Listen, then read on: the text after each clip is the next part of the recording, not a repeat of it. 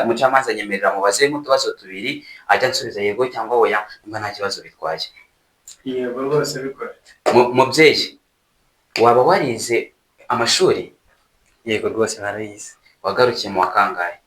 Nagarukiye mu sinyatu, ariko nyine nkuko bivuga ushobora kuba ari abantu batumva ururimi rw'icyongereza, ni segonderi ya kabiri. Yego, akanama nkemurampaka ndagira ngo icyo kintu mucyoze mwitonze mucyandika ahantu muze kuza kugisubiramo.